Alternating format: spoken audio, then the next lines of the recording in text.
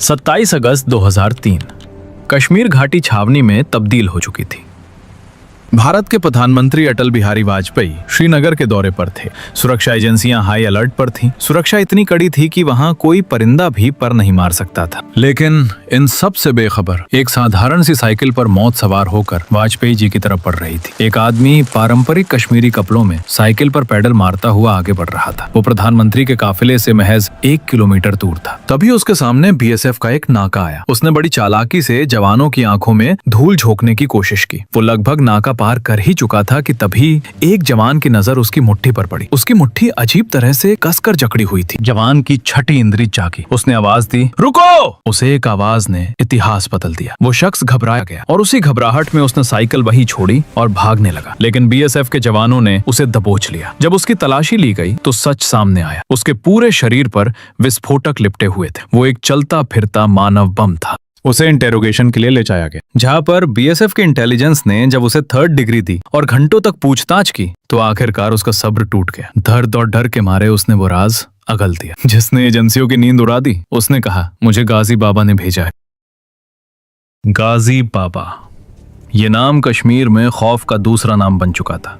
जैश-ए मोहम्मद का कमांडर और 2001 में भारतीय संसद पर हुए हमले का मास्टरमाइंड। पाकिस्तान के बहावलपुर से आया यह आतंकी इतना क्रूर था कि 1990 के दशक में उसने कश्मीरी पंडितों का नरसंहार किया। 2001 में विधानसभा पर हमला हो या अमरनाथ यात्रियों की हत्या, हर लाश पर गाजी बाबा के दस्तखत थे। ये वही गाजी बाबा था जिसने मसूद अजहर को छुड़ाने के लिए कंधार विमान हाईजैक की साजिश रची थी। ये सिर्फ एक आतंकी नहीं बल्कि पाकिस्तान की खुफिया एजेंसी ISI का कश्मीर में सबसे बड़ा मोहरा था। वो खुद को कश्मीर का उसामा बिन लादेन मानता था। उसकी सुरक्षा इतनी कड़ी थी कि वो हमेशा 10 हथियारबंद आतंकियों के घेरे में चलता था और सोते वक्त भी अपने शरीर पर बारूद से भरी जैकेट, सुइसाइड वेस्ट पहने रहता था। उसे जिंदा पकड़ना नामुमकिन था और मारना शेर के मुंह में हाथ डालने जैसा। लेकिन गाजी अगर हैवान था तो उसका काल बनकर आए BSF के जांबाज अफसर नरेंद्र दुबे। दुबे पिछले कई महीनों से गाजी की परछाई का पीछा कर रहे थे। जब उन्हें पता चला कि पकड़ा गया साइकिल वाला गाजी का खास आदमी अंसर है तो दुबे ने उससे पूछताछ शुरू की। अंसर ने बताया कि गाजी का एक ठिकाना है। दुबे ने तुरंत वहां रेड मारी, लेकिन गाजी वहां से निकल चुका था। दुबे खाली हाथ लौटने वालों में से नहीं थे। उन्होंने उस इलाके की छानबीन की और एक कारपेंटर बढ़ई को पकड़ा जो अक्सर गाजी के ठिकाने पर जाता था। दुबे ने उस कारपेंटर की आंखों में आंखें डालकर बस एक सवाल पूछा, गाजी कहाँ है? कारपेंटर समझ गया कि अगर सच नहीं बताया तो खैर नहीं। उसने कांपते हुए एक पता बताया, नूरबाग, श्रीनगर। 30 अगस्त 2003 सुबह के 3 बज रहे थे। नरेंद्र दुबे अपने 3 सबसे भरोसेमंद साथियों त्रिवेदी, हिमांशु और विनु चंद्रन के साथ नूरबाग की उस 3 मंजिला इमारत के बाहर खड़े थे। पूरी बिल्डिंग को BSF ने घेर लिया था। यह करो या मरो का मिशन था। ऑपरेशन शुरू हुआ। टीम दबे पांव अंदर घुसी। Ground floor clear, first floor clear. Second floor पर एक औरत मिली जो गाजी की पत्नी सादिया थी। उसे सुरक्षित बाहर किया गया। अब बची थी तीसरी मंजिल। सीढ़ियां चढ़ते वक्त हर जवान की सांसें थमी हुई थी। उन्हें पता था कि ऊपर मौत उनका इंतजार कर रही है। दुबे ने तीसरी मंजिल का दरवाजा खोला। एक नजर में कमरा खाली लगा। दुबे का माथा खनका। क्या गाजी फिर भाग गया? दुबे गुस्से में पलटे ही थे कि उनकी नजर कमरे में लगे एक बड़े शीशे पर पड़ी।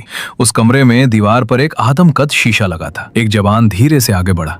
जैसे ही उसने शीशे को छूने की कोशिश की, शीशा अपनी जगह से हिल गया। वो शीशा नहीं, एक छलावा था। उसके पीछे एक खुफिया बंकर था। शीशा के हटते ही अंदर से गोलियों और ग्रेनेड्स की बारिश शुरू हो गई। ये एक जाल था। कमरा छोटा था, छिपने की जगह नहीं थी। गाजी और उसके साथी अंदर से फायर कर रहे। जवान बलवीर सिंह को गोली लगी और वो वहीं शहीद हो गया।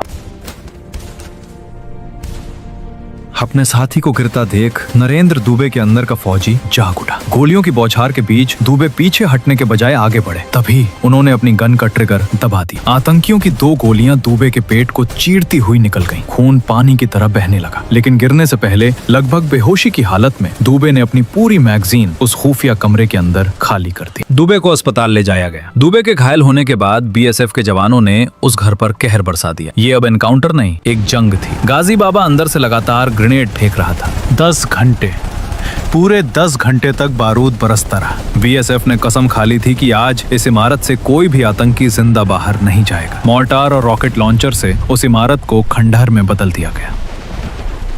जब धुआं छटा और जवान अंदर घुसे तो वहाँ 3 लाशें पड़ी थी। उनमें से एक चेहरा वही था जिसे भारत की एजेंसियां सालों से ढूंढ रही थी। जमीन पर मुंह के बल पड़ा वो शख्स गाजी बाबा था। गाजी बाबा मौत का मतलब था कश्मीर में आतंकवाद की रीढ़ की हड्डी टूट जाना। गाजी बाबा की मौत ने जैश ए मोहम्मद की कमर तोड़ दी। पाकिस्तान में बैठे मसूद अजहर को यकीन नहीं हुआ कि उसके सबसे बड़े कमांडर को बीएसएफ ने घर में घुसकर मारा है। इसके बाद कश्मीर में आतंकी हमलों में भारी गिरावट आई।